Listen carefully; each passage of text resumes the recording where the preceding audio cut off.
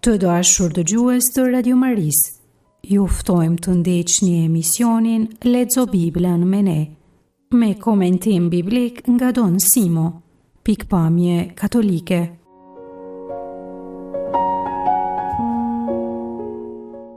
Në takimin e sotshëm do të lexojmë prej librit të Daljes, kapitujt 12 deri në 15. Leximin e tekstit do ta bëjë moter Teodozia Memçaj nga Prishtina, ndërsa një katekez mbi këtë tekst do ta ofroj Kondor Çeka nga Tirana.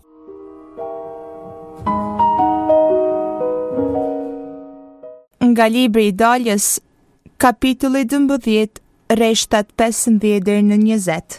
Për 7 ditë hani bukë të pabrume. Qysh ditën e parë hiqeni brumin prej shtëpive tuaja. E cili do të haj bukë të mbruar prej të parës ditë deri të 7-ën, ai njeri do t'i zhbihet prej Izraelit. Ditën e parë do të mbani mbledhje shejte, po edhe të 7-ën ditë do t'a bëni ashtu. Ndër këto ditë zguxoni të bëni kurfar pune, por keni leje të përgatitni çka lypet për ushqimin e secilit. Festojeni të kremtën e pabrumeve, sepse atë ditë e nxorra ushtrin tuaj prej dheut të Egjiptit. Mbajeni këtë ditë brez pas brezi, si festë të përhershme. Të parin muaj të 14 ditë të muajit prej mbrëmjes, hani bukë të pambruara, deri në ditën e 21 të njëjtit muaj në mbrëmje. Për 7 ditë brum nuk do të gjendet në shtëpitë tuaja. Kush do të haj bukë të mbruar, ai njeri do të zhbihet prej bashkësisë së Izraelit, qoftë i ardhur ose i lindur në vend. Zguxoni të hani asgjë të mbruar. Në çdo vend ku ju të banoni, do të hani bukë të pambruara.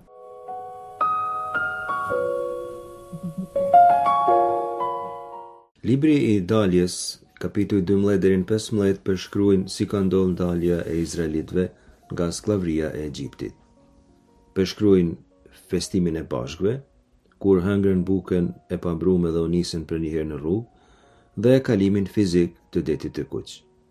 Përshkruajnë edhe të ashtu quajturin himnin e fitores, himnin e Miriamit të kapitulli 15, që është, si do ta shpjegoj më poshtë, një ndër tekstet më të vjetra të shkruara të Shkrimit Shenjtë. Në këtë takim, lexo Biblën me ne, do të shpjegoj disa tradita fetare shumë të vjetra që praktikoheshin në lashtësi në Izrael. Kuptimi i mirë i këtyre praktikave ndihmon të kuptohen edhe disa mësime teologjike të krishtera, sidomos koncepti i Pashkëve. Është interesant edhe kurioziteti. Jemi në javën e madhe, dhe ky është takimi i fundit lexo Biblën me ne para Pashkëve. Pikërisht në këtë takim do ta shpjegojmë Pashkën hebraike. Pra, të fillojmë me Daljen kapitulli 12. Sipas historianëve të religioneve, ka mundësi që festa e Pashkëve hebraike të jetë një rrjedhje e 2 festave shumë të vjetra rurale tradicionale të lindjes së mesme. E para festa e Bariut, që kishte si tradit prerjen e qengjit dhe vendosjen e gjakut në dyer, dhe e dyta festa e Bujkut. Ti themi disa fjalë mbi festën e Bujkut, pastaj edhe mbi festën e Bariut. Festa e Bujkut quhet ndryshe Chag Hamatzot, ka dëshmi historike që tregojnë se një herë në vit bujqit hanin bukë të pambrume si shenjë falënderimi hyjnive.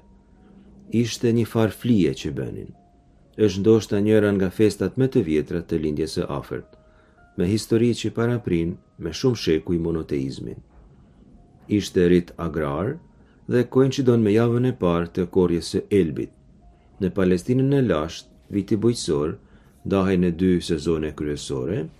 Dimni ishte koha e mbjelljes së grurit dhe të Elbit në tetor dhe nëntor, ndërsa në verë korrej Elbi diku në mars e në prill, ndërsa gruri pak më vonë, por sidoqoftë koha e korrjes së Elbit, pra ishte fillimi i pranverës, ishte atëherë kur festohej në mënyrë të veçantë festa e Chag Hamatzot. Pra, festohet përfundimi i dimrit, fillimi i bollekut, momenti kritik i tranzicionit midis 2 cikleve të kultivimit të drithrave. Në mbar linjën e afërt, Mesopotami, Egjipt, Siri e vende tjera të linjës së afërt, ky moment shoqërohej me rite të pastrimit dhe të rinovimit, që konsistonte në mos përdorimin e germës ose maja së birrës, si quhet ndryshe, ose të ndryshimit e të vjetres me terren. Gjithçka që është grumbulluar gjatë dimrit simbolizon të kaluaren, të vjetren, duhej hequr tërësisht nga shtëpia para fillimit të korrjes së re, e vjetra me të vjetren ndërsa e reja me të ren. Zoti që ishte përgjegjës për ciklet e stinëve ishte Baali. Të gjithë lexuesit e Biblës do të kenë dëgjuar për hyjen pagan Baal, edhe sepse kritikohen Izraeli shumë herë për arsye se ndjek dhe i ofron pikrisht Baalit. Baali ishte një prej hyjnive pagane më të ndaluara në letërsinë biblike. Stinët, sipas atyre besimeve, formohen ashtu që vetë Baali vdes dhe ringjallet çdo vit. Kalimin nga një stinë edhe në një tjetër varet prej kalimit të Baalit nga vdekja në jetë. Izraeli jetonte brenda këtij mjedisi kulturor. Kritikat e vazhdueshme të profetëve kundër kultit të Baalit tregojnë se bujqit izraelit ishin të ndikuar nga festat kanaane të pjellorisë. Teologjia e Macot, pra teologjia të korrave, është midis tjerash një polemik kundër këtyre besimeve.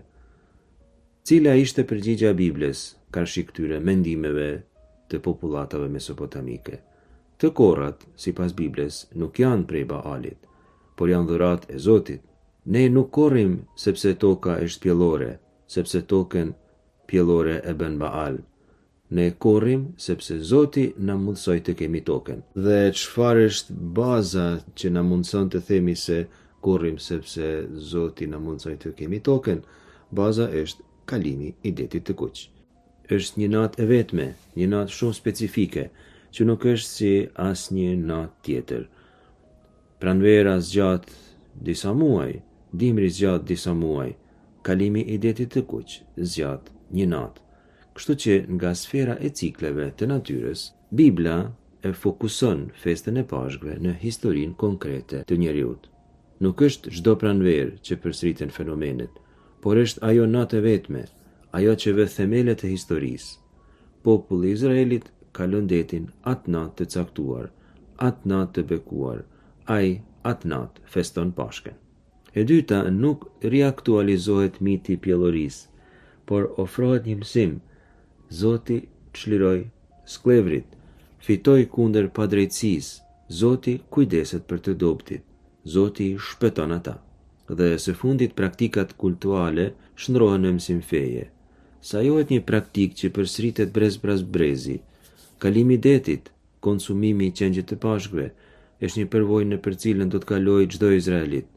Kur të flasim për Pashkën e Krishtit, do të shohim se si ajo teologjikisht kuptohet dhe shpjegohet për një pjesë më të madhe me të njëjtat terma, me të cilët shpjegohet Pashka hebraike. Pra ka mundësi se Pashkët hebraike të kenë prejardhje prej dy festave të ndryshme që pastaj janë shkrirë në një të vetme. Kjo ka një kuptim edhe teologjik të rëndësishëm. Barenjtë e bujqit simbolizojnë aktivitetet prej të cilave jetojnë njerëzit, krejt jeta njerëzve.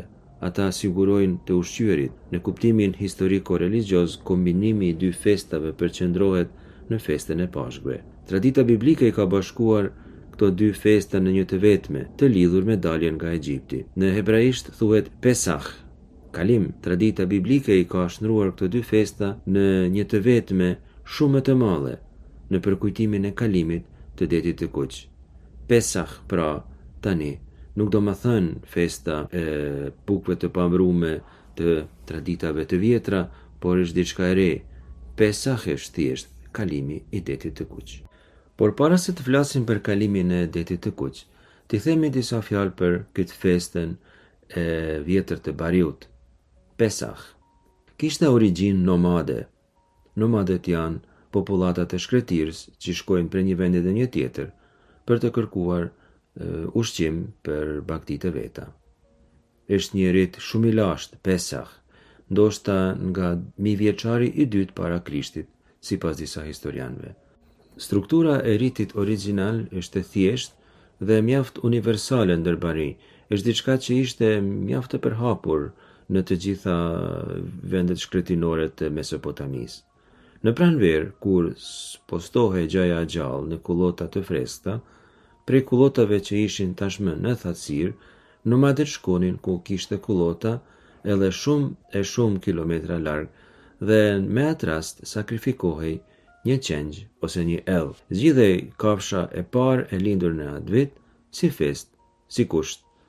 Atëherë kur pritej kafsha, me gjak lyheshin shtyllat e çadrës ose të portës së shtëpisë ku jetonin, ishte shenjë e festës, shenjë e dukshme e përkushtimit ndaj jetës.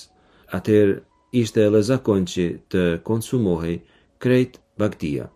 Brenda familjes ose klanit, të mos lihet asgjë në tavolinë. Kjo është edhe një shenjë e bashkimit të familjes, sepse për ta ngrënë krejt bagtin, do njëherë kishte nevojë edhe për një kohë të gjatë. Kështu që ishte një natë vigjiljeje, një natë kur barit rrinin zgjuar gjithë natën, hanin dhe pinin dhe festonin me njëri tjetrin, se kishin gjetur kullota të freskëta për berrat e veta. Pra rrinin tër natën me berre, ishte një mënyrë për t'i bërë edhe ato pjesë të njëjtit bashkim. Rrinin edhe jashtë në oborr, në prani të berreve me njëri tjetrin, ishte një natë kur askush nuk flinte, një mënyrë shumë e vjetër e festimit të festës të Pesah. Këta rituale bëheshin të gjithë në shtëpi dhe në qark të familjes, udhëhiqeshin prej Zotit shtëpisë, ishin rite personale, familjare, intime dhe çfarë besonin ata se do të arrinin me këto rituale.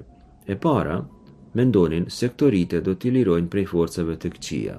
Fjala e vështirë teknike që përdoret në shkencat biblike është apotropaike, ka një funksion apotropaik. Sipas kësaj domethënie, festimi i Pesah ka kuptim të ruajtjes së familjes nga e keqja. Dhe e dyta, përdoret si lutje për mbarvajtjen e baktive në vitin e ri. Ne themi se këto janë tradita shumë të vjetra, por në disa vende të popullit tonë edhe sot e kësaj dite përdoren traditat e tilla, si është për shembull prerja e një gjeli apo të një qengji, sidomos me fillimin e një pune së re ose me ndërtimin e një shtëpie të re në themelet e shtëpisë, kështu me radhë. Pra derdhja e gjakut dhe sakrifica e tillë edhe për popullatat tona shqiptare ka domethënie apotropaike, që do të thotë ruajtjen nga e keqja, edhe në të njëjtën kohë mbarvajtjen e punës që po fillohet. Historianët kanë vërejtur se beduint arab dhe sirian aplikonin, e ndonjëherë aplikohet edhe sot, rite të ngjashme, gjithashtu edhe nabatejt e aramejt, pra popullatat e Jordanisë e të Sirisë, po edhe në Babiloni ekzistonte festimi i vitit të ri, akitu, paka shumë të njëjtat tradita.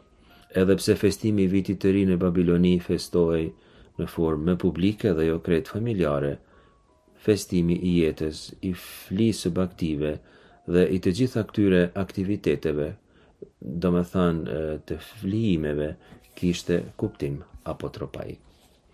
Ofronin ndonjë qengjë ose kec të paralindur domethënë nër të parë që lindnin, dhe patëmeta domethënë jo me ndonjë smundje evidente, jo çale, jo tepër dobt, mundësisht një vjeçare, pra më të mirën që mund të zgjidhnin atëherë derdhej gjaku dhe me gjak stërpikeshin vendet të caktuara, sikurse dyert e shtëpive, ndonjë vend tjetër, pragjet e shtyllat e dyerve kështu me radhë, gjest që e gjem edhe tek libri i Daljes, sepse aty Zoti thot se me gjak duhet të lyhen shtyllat e dyerve.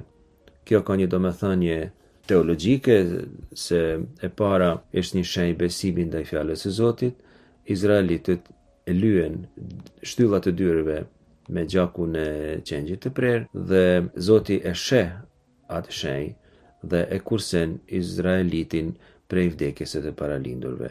Gjaku bëhet shenjë simbolike, metaforë e besimit dhe peng i shpëtimit. Domethënë, kjo traditë e lyerjes së dyerve me gjak që ka domethënie të vjetër mesopotamike, bëhet pjesë e Biblës dhe merr një domethënie tjetër, domethënien e shpëtimit. Gjithashtu edhe kockat e pathyera, që e gjejmë tek libri i Daljes kapitulli 12 rreshti 46, thekson se qengjit nuk i duhet thyer asnjë asht sepse ai do të jetë i përsosur edhe në momentin kur është i flijuar. Ne e dimë se në kohën e Jezusit, kur kryqëzoheshin për shembull kriminal, të kryqëzuarve u thehej ndonjë asht në pjesën e poshtme të trupit, për shembull në këmbë ose diku, që të siguroheshin se personi ka vdekur për një mend.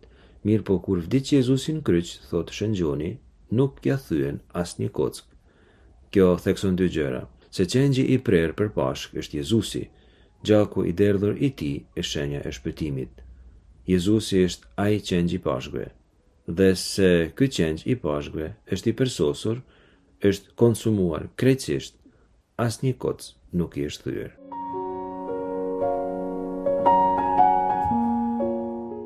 Nga libri i Daljes, kapitulli 14, rreshtat 15 deri në 18 dhe rreshtat 27 deri në 31. Zoti i tha Mojsiut: "Përse po lëshon klithma ka unë? Urdhëroju bijve të Izraelit të nisen. Ndërkaq, ti çoje shkopin tënd dhe shtrije dorën tënde përmbi det e ndaje. Kështu që bijtë e Izraelit të kalojnë përmidis detit në përterik. Unë do t'ju guroj zemrën egjiptianëve që t'ju përndjekin.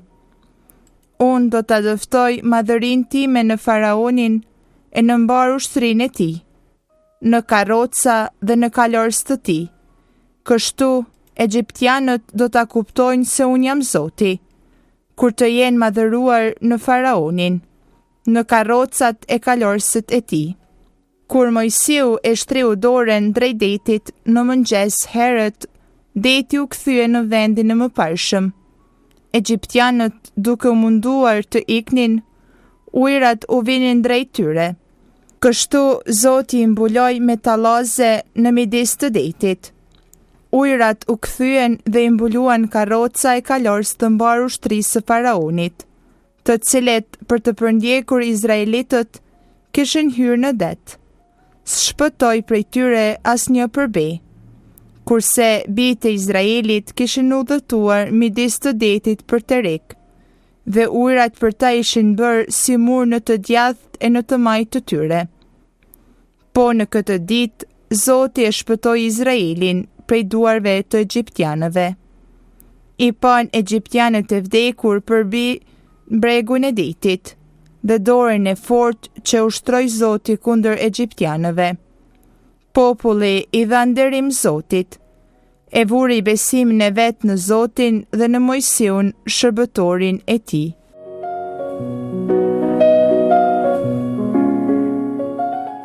Festa e bukës së pambrume, Chag Hamatzot, që përmendëm më sipër, është festë që hebrejtë e festojnë edhe sot. Festohet për çdo vit, fillon me datën 15 të muajit Nisan dhe zgjat një javë. 15 e muajit Nisan është kur bie hëna e plot, e para hënë e plot në muajin e parë të pranverës. Muaji hebraik Nisan koincidon pak a shumë me marsin ton. Dalja kapitulli 13 themelon dy festa, të bukës së pabrume dhe shenjtrimin e çdo të paralindurit. Maca, buka e pjekur, pa përdor germ, është, si tham, shumë e vjetër, por tradita biblike është ka shndruar në ngjarje historike.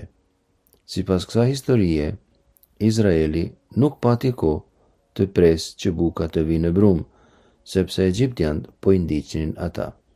Kështu buka e pabrume bëhet shenjë e natës së pashkve, e kalimit të detit, e daljes në liri. Jezusi përdori bukën e pabrume kur hëngri darkën e fundit me apostuj, sepse ishte festa e pashkve hebraike. Darka e fundit e Jezusit me apostuj pra ndodh pikrisht në natën e festës së hebraike. E tregon Shën Marku te kapitulli 14, rreshtat 12-16, Shën Luka te kapitulli 22, rreshtat 7-8. Gjoni thot disa herë se Jezusi hëngri darkën e fundit me apostuj në festën e Pashkës hebraike, Gjoni 13:1, 18:28, 19:14. E kemi kuptuar pra konceptin e Pashkës hebraike. Është festimi i kalimit të detit të kuq, i kalimin nga skllavëria në liri. Në mënyrë analoge, edhe vdekja e ringjallë e Jezusit na mundson të kalojmë prej vdekjes në jetë, prej skllavërisë në liri, ku skllavëria simbolizon vdekjen, ndërsa liria simbolizon jetën. Prandaj përdorim në meshë bukë të pambrume, sepse sa herë që kremtojmë meshën ose marrim pjesë në meshën shenjtë, sa herë që kungohemi, marrim pjesë në vdekjen edhe ringjalljen e Jezusit.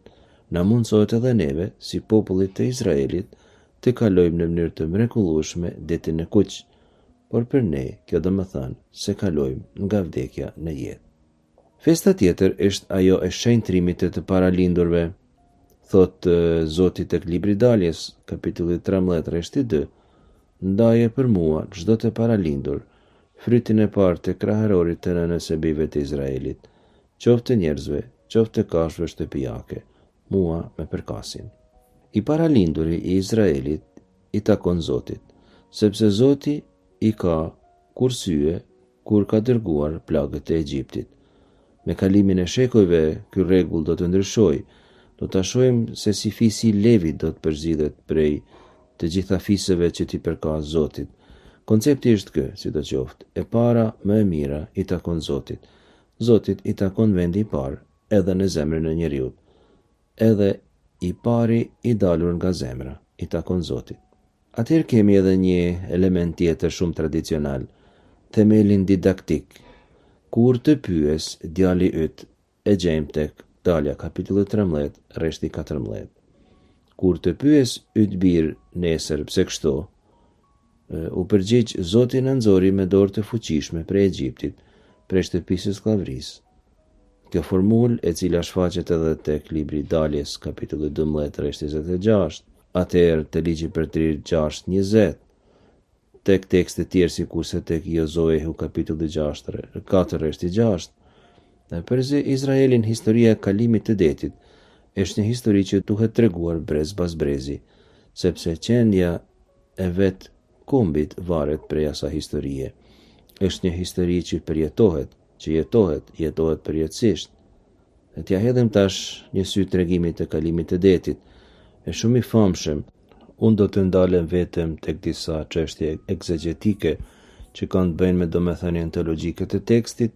Nuk do të konsideroj elementet narratologjike, edhe pse janë shumë tërheqëse.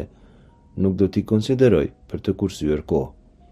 Është një ndër tekstet e shkruara me shumë mjeshtri, ndër më të bukurat të krejt shkrimit shenjt.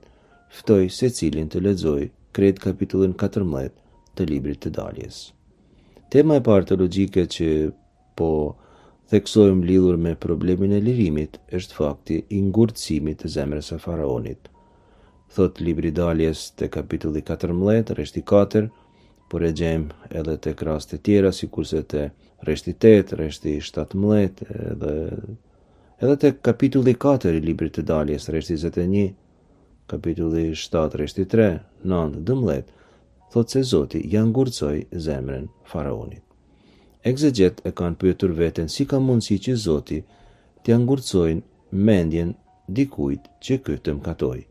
Disa kanë thënë se faraoni vet e ka ngurcuar zemrën e vet. Kemi një element disi kronologjik. E para është se faraoni ngurcon zemrën e tij, kapitulli 8, rreshtat 15-32, atëherë edhe kapitulli 9, rreshti 34, pastaj se zemra e faraonit u ngurcua, libri i Daljes kapitulli 7, rreshti 13, atëherë 22, por edhe 8, 19, dhe se fundi se Zoti ja ngurcoi zemrën.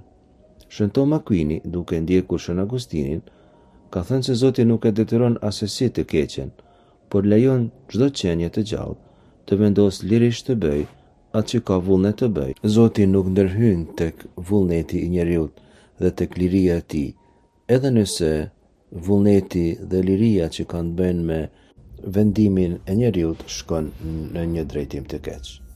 Një tjetër temë është prania e kolonës së reve dhe të zjarrit tek libri i daljes e gjejmë të kapitulli 13, 21-22 edhe 14, 19-24. Zoti është gjithmonë i pranishëm në procesin e kalimit të detit, ditën si një re kurse natën në formë të zjarmit. Zoti konsiderohet si hyj i stuhis në gati të gjitha kulturat e lashta.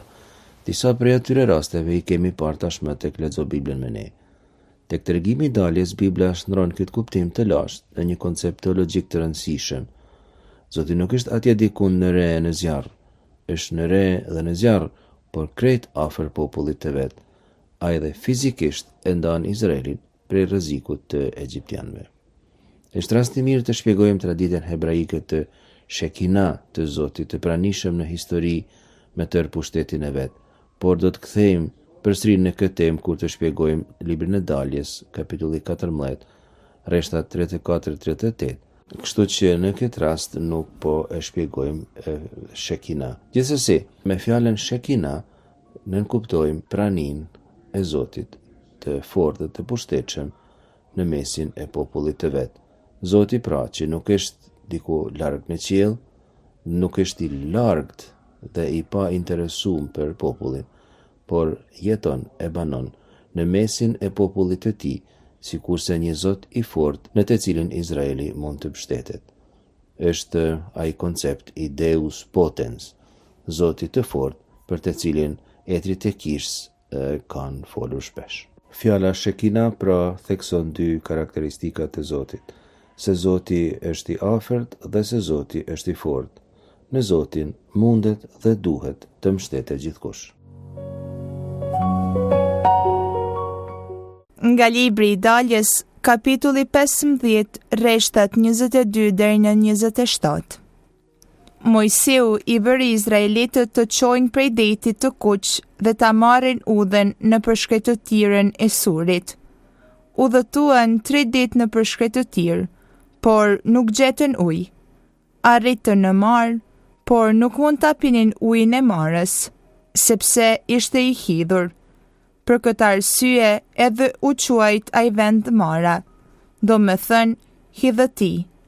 Atëherë populli në gjykati kundër Mojsiut dhe tha: "Çka të pim?" Mojsiu thiri Zotin, Zoti i djëftoi një dru. Mojsiu e hodhi në ujë e uji u bë i ëmbël. Këtu Zoti caktoi popullit disa ligje dhe rregullore. Këtu i vuri në provë. Tha: "Nëse do ta dëgjosh zërin e Zotit hyjit tënd, dhe nëse do ta bësh atë që është e drejtë para syve të tij, nëse do t'i dëgjosh urdhrat e tij dhe do t'u mbahesh të gjitha vendimeve të tij, nuk do të kap asnjë sëmundje që ju alëshova egjiptianëve, sepse unë jam Zoti shëruesit." Atëherë arritën në Elim, ku ishin 12 burime e 70 palma. Këtu ngulen të banishten përbëj burimeve.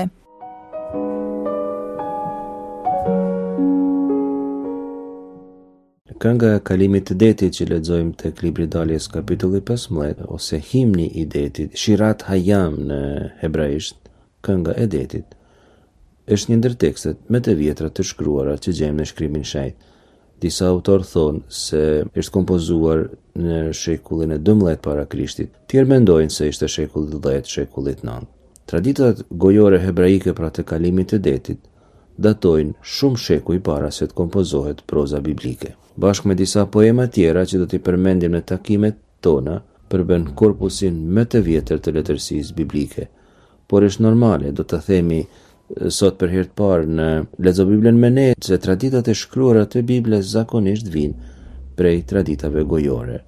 Me shekuj e shekuj janë mbajtur gjallë, duke u përcjellur gojarisht dhe në një farë momenti të historisë e Izraelit kanë filluar të shkruhen në letër. Cilat janë pjesë përbërëse të kësaj poezie, Shirat Hayam, të këngës së detit? Pra, 3 rreshtat e parë thonë: "Do t'i këndoj Zotit sepse mrekullisht gallnjeu", është hyrja e poemës, tregon projektin që ka poeti, se do t'i këndoj fitores së Zotit. Rreshtat 4 deri në 19 tregojnë se si Zoti i ka mbytur në det egjiptianët, Zoti vetë personalisht ka luftuar dhe ka fituar, dhe rreshtat 11 deri në 13 bëjnë një elogji Zotit, pra e lëvdojnë Zotin, duke thënë nuk ka Zot por si Zoti ynë. Së fundi 14 deri në 17 thonë se të gjitha kombet do të habiten për kujdesin që Zoti ka për popullin e vet. Secili kombe ka Zotin e vet, por asnjë komb nuk e ka Zotin, sikurse e ka kombi jon, për arsye se zotat e kombeve tjera nuk kujdesen për ato kombe, ashtu si Zoti kujdeset për popullin e vet. Dhe së fundit e rreshtit 18 kena një doksologji ku thot se Zoti do të mbretërojë përgjithmonë. Një prej pyetjeve teologjike kryesore të këngës së detit është kjo: kush është si ti o Zot? Mi chamocha ba elim Adonai. Kush është si ti ndër zota o Adonai? Cili Zot është si ti ndër zotat e tjerë? Kjo pyetje nënkupton ekzistencën e shumë zotave, por thekson se Adonai është Zoti më i fortë ndër të gjithë. Është një dëshmi e çmueshme të mendimit hebraik të ekzistencës së shumë zotave. Për këtë, kjo këngë ka dhe një vlerë të madhe. Është një dëshmi se Izraeli, ndër të gjithë zotat, zgjedh dhe i rri besnik Zotit që e ka çliruar nga skllavëria. Gjithashtu, edhe një temë tjetër dhe të fundit që po përmendim në këtë takim lexo Biblën me ne, është se Zoti është luftar. E lexojmë te kapitulli 15, rreshti 3. Zoti hyn në luftë, ai personalisht u del përpara armiqve. Tek libri i Daljes, kapitulli 14, rreshti 13, Zoti i thot Mojsiut: mos keni frikë, ngulni e shikoni se si sot do t'ju shpëtoj Zoti. Unë po ju them, këta egjiptianë që ju sot po i shikoni, kur e për këtë jetë, s'do t'i shihni më. Izraeli ftohet të kundroj veprën e Zotit, fitoren e tij. Izraeli duhet të jetë i qetë, nuk duhet të ketë frikë. Izraeli thjesht do të gëzoj dhe do të dëshmoj për fitoren që Zoti do të kryej për te. Me që jemi në një periudhë kur po festojmë Pashkët, edhe sepse sot ishte premtja madhe, por do të festojmë Pashkët, ja vlen të tregojmë se si përcaktohet data e Pashkëve. Koncili Ekumenik i Niçeës i vitit 325 pas Krishtit ka përcaktuar këtë rregull. Duhet të shikohet kur bie hëna e parë plot pas 21 marsit, pra pas fillimit të pranverës. Nëse ajo ditë është ditë e diele, do të jetë dita e Pashkëve. Nëse ajo ditë nuk është ditë e diele, dita e Pashkëve do të bie të parën diele pas asaj dite. E kremtja e të pabrumeve është pjesë e një fjalimi të dhënë në vetën e parë nga Zoti. Në vargun 14 thuhet: Kjeni këtë ditë për kujtim dhe kremtojni fesë në nder të Zotit brez pas brezi me sjellje fetare të përhershme. Praktikisht themelohet riti i Pashkës hebraike. Riti shërben për të mbajtur gjallë shpirtin e një populli dhe për të mbajtur gjallë marrëdhënien e tyre me Zotin që i shpëtoi. Është një pjesë ku historia është ndërthurur me kremtimin liturgjik.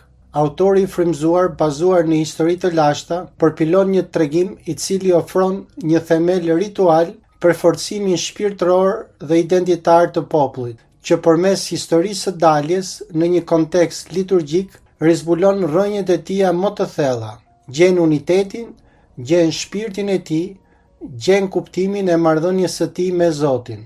Kjo e bën Izraelin një popull të vërtet dhe të gjallë dhe u akalon brezave të ardhshëm këtë thesar. Në realitet nuk është një kronik historike, por një histori liturgjike, do me thënë është një histori që duhet të përjetohet përsëri. Kjo kujtesë është gjithashtu një premtim bekimi dhe sigurie për të ardhmen, sepse është vetë respektimi i premtimit. Është një kujtesë që bie ndesh me harresën e faraonit, i cili nuk e kujtonte më se kush ishte Jozefi, i cili nuk e kujtonte më veprën e Zotit. Për shkak të mungesës së kujtesës, për shkak të mungesës së dinamikës historike, pra kur egjiptianët u shpëtuan gjithashtu nga hyji i Izraelit, ata kanë harruar. Kjo harresë prodhon armiqësi, prodhon urrëtie. Për fat të keq, ajo prodhon edhe vdekjen e shumë të pafajshmëve. Pra, eksodi nuk shihet si një ngjarje së kaluarës, por duke u rikujtuar liturgjikisht, bëhet një ngjarje transformuese, sepse është një ngjarje që përsëritet sot ndërsa e festojnë, që ta përjetojnë atë të kaluar si të tashme. Do me thonë, është rjetimi i asaj që po tregohet, të qenit i pranishëm në ato që po tregohet. E kaluara pra nuk është mo e kaluar. E kaluara është e tashmja që tani shtyn, ushqen shpirtin e një populli drejt së ardhmes. Sepse vetë rituali në prezantimin e tij narrativ nuk kupton shpjegimin e asaj që do të ndodhë dhe një gjest që duhet përsëritur dhe përrjedhoj kuptimi atyre ngjarjeve mund të transformoj të tashmen time dhe të përgatis të ardhmen time. Por kjo fjalë nuk është një fjalë së kaluarës, por ajo jeton në të tashmen sa herë që festohet. Kuptoni sa e rëndësishme është kjo për të kuptuar vetë Eukaristin, traditën e krishterë që e kujtojmë dhe e cila është e rrënjosur pikërisht në spiritualitetin hebraik. Vetë Jezusi gjithashtu kryen ritin, atë që ne i quajmë riti Eukaristis, përpara se të ndodhë ngjarja e kryqit. Pra, për dishepujt bëhet një shpjegim i asaj që do të ndodhë. Por për dishepujt, përsëritja e Eukaristis çdo herë është rijetim, si në të tashmen, vetë oferta e Krishtit, vetë Pashka e Zotit, vdekja dhe ringjallja e tij e aktualizuar në jetën e tyre, ripërtëritja e pagëzimit të tyre. Ne shpallim vdekjen tënde o Zot, ne shpallim ringjalljen tënde. Kuptimi i Eukaristisë është pra të shpall fuqinë çliruese të Zotit, e cila çliron dhe transformon një popull nga sklevër në zotër të vetvetes, zotër të shërbimit ndaj Zotit të tyre. Pjesëmarrja në mesh nuk është thjesht një kujtim, por është aktualizimi dhe ripërtëritja e dhuratës që kemi marrë ditën e pagëzimit. Është ushqimi jonë në tharmin e ri të beslidhjes së themeluar nga Krishti për të rritur dhe shtuar dhuratën e hirit që kemi marrë në pagëzim. Kur Krishti na drejtohet me fjalët "Bëjeni këtë në përkujtimin tim", Luka 22:19, po na thot që dhuratën që po ju a përgatis në 3 ditëshin e madh e keni në dispozicionin tuaj në çdo kremtim eukaristik. Ky ushqim është i papërzier me tharmin e vjetër e njeriu të vjetër dhe ju bën realisht krijesa të reja të divorcuara krejtësisht nga krijesa e vjetër që trashëgoni në Adamin. Ndaj, kush do të haj bukë të mbrume, ai njeri do të zhduket prej bashkësisë së Izraelit, qoftë i ardhur ose i lindur në vend, pasi brumi i vjetër nuk puqet më me brumin e ri dhe veprat e shpirtit nuk puqen me veprat e mishit. Kalimi në detin e kuq. Zoti i tha Mojsiut: "Përse po lëshon klithma ka unë? Shikojmë se sa lehtë besimi vihet në lojë." Edhe pse i kishin parë mrekullitë e Zotit në favor të tyre, izraelitët tregohen të dobët dhe ankues për para vështirësive që po i paraqiten. Përvoja fetare përbëhet jo vetëm nga momente besimi, por dhe nga momente dëshpërimi, nga momente mungese besimi, momente në cilat thjesht e lëmë njanë besimin kur vihemi përballë situatave në dukje absurde dhe të pakuptimta. Pyesin, por çfarë shpëtimi nga Egjipti është ky, ku duke marrë parasysh gjithçka, arrinim të mbjetonim atje. Kjo është pjesë e përvojës fetare. Në përvojën fetare shpesh përjetohet që shumë herë e falenderon Zotin, do me thënë për atë që ke marrë, por në të njëjtën kohë, kur e gjen veten në një moment vështirësie dhe mbi të gjitha në vështirësi ekstreme, padyshim sepse këtu Izraeli përballet me vdekjen në këtë rast, shkatrimin e vet, gjithçka harrohet. Besimi kërkon që të shikosh të padukshmen, do me thonë të besosh në atë që nuk mund shihet, por në të njëjtën kohë, besimi e jeton dhe këtë përvojë, dyshimi dhe mosbesimi në mirësinë dhe gjithpushtetësinë e Zotit. Por le ta themi, Zoti po luan pak me njerëzit e tij në këtë rast, dhe çdo person në besim e di mirë këtë, sepse e përjeton vetë ose e përjetojnë miqtë e tij në besim. Kjo është një përvojë fetare universale. Në momentet vështira, duket sikur Zoti nuk flet më, ose sikur na zë në kurth. Pra ky tekst pasqyron qartë këtë temë duke u mbështetur në një përvojë të lashtë, por të përsëritur shumë herë. Ka një moment dëshpërimi absolut. Ka një moment kur dikush thot, ndoshta do të kishte qenë më mirë të mbetes skllav se sa të vdiste kështu, në shkret të tjerë. Por Zoti, si stradek, hyn pikërisht në atë moment kur populli nuk sheh tek shpëtimi, dhe ai vetë kryen një akt lufte kundra egjiptianëve, duke kryer mrekullinë e rradhës për izraelitët dhe plagën e fundit për faraonin dhe egjiptianët. Ujërat ndahen. Ky moment është njëkohësisht një akt lufte, domethënë një akt kundër Egjiptit, kundër kërcënimit jetësor, por në të njëjtën kohë edhe një akt krijues. Është një akt i një fillimi të ri. Është me të vërtetë një pashk në kuptimin e vërtetë të ringjalljes, të rilindjes së popullit të Izraelit. Interesante është se Zoti në këtë betejë përfshin vetëm Mojsiun që të shtri duart.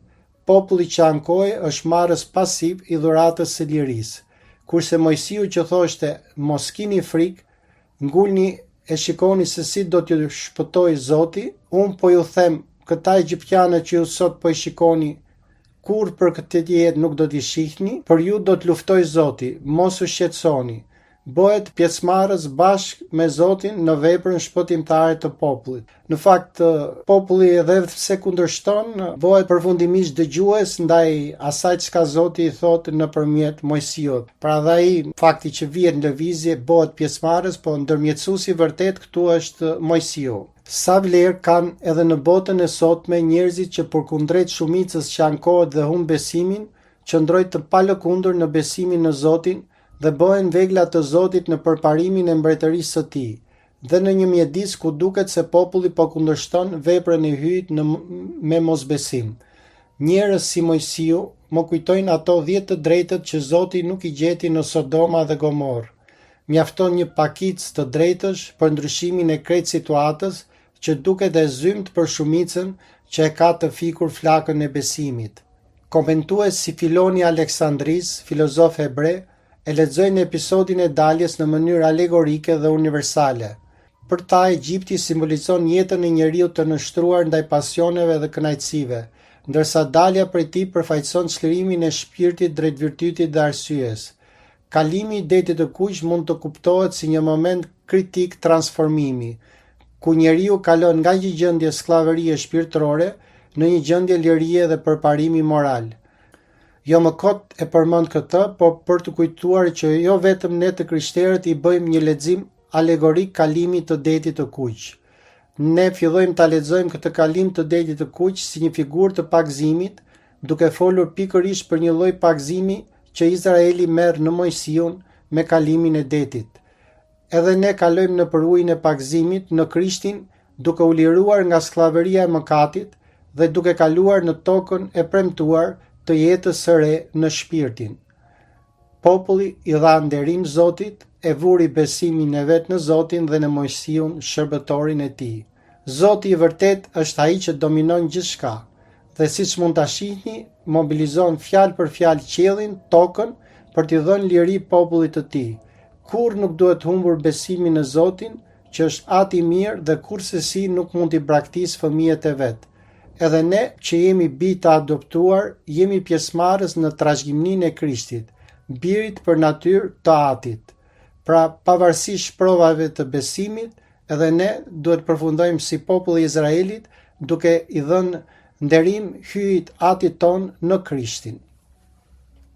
Në kapitullin e 15, pasi kemi kuptuar se sa rëndësi dhe lidhje ka beslidhja e vjetër dhe tradita hebraike për traditën tonë të krishterë, në daljen 15, vargje 22-27, preferoj ta interpretoj vetëm në dritën e krishterë, po evidentoj direkt figurat që kanë gjetur etrit e kishës dhe që e kanë lexuar këtë pjesë në dritën e krishterë. Pra, pasi kemi dalë nga Egjipti, mëkati, dhe jemi pagëzuar, deti i kuq, vijon jeta toksore shkretira, me vuajtjet, mara, por kjo jetë tashmë nuk vazhdon mos si më parë, por e shoqëruar nga kryqi, druri dhe limi, hiri ngushëllues i hyjit. Pra shikoni sa simbole kanë gjetur etrit e kishës në këtë pjesë që lexuam. Ne si të pagëzuar nuk jemi të përjashtuar nga sprovat, mungesat, krizat shpirtërore dhe dobësitë tona njerëzore, por hidhësitë e jetës na imbulson druri i kryqit dhe jemi të fuqizuar nga hiri i hyjit dhe fuqia e Shpirtit Shenjtë që e marrin në pakëzim dhe ripërtërim në çdo mesh. Jeta mbi natyrore që lind në pakëzimin ton duhet të rritet, pastrohet vazhdimisht dhe transformohet vazhdimisht duke qenë vërtet një jetë plot me vepra të shpirtit. Pa kryqin, jeta mbetet e hidhur. Me kryqin edhe vuajtja merr kuptim. Por kjo do ndodhi vetëm nëse do dëgjosh zërin e Zotit, hyjit tënd, dhe nëse do bësh atë që është e drejtë para syve të Tij, nëse do t'i dëgjosh urdhrat e Tij dhe do të mbahesh të gjitha vendimeve të Tij. Nuk do të kap asnjë sëmundje që u alëshova egjiptianëve, sepse unë jam Zoti, shëruesi yt. Edhe këtu, sikurse jemi mësuar tashmë në Bibël, nuk mungon mesazhi teologjik nëpërmjet simbolikës së numrave. Numri 12 përfaqëson 12 fiset e Izraelit dhe 12 apostujt. 70 përfaqëson plotësi, universalitet. Pra kemi atë që ne e njohim me emrin katolik, që vjen nga greqishtja katholikos, i gjithëmbarshëm. Për ne katolikët, kjo kupton mësimin e plot dhe trupin e plot të Krishtit, kisha që përfshin të gjithë njerëzit që do pranojnë Krishtin si Mesia dhe Zot të jetës së tyre. Amen.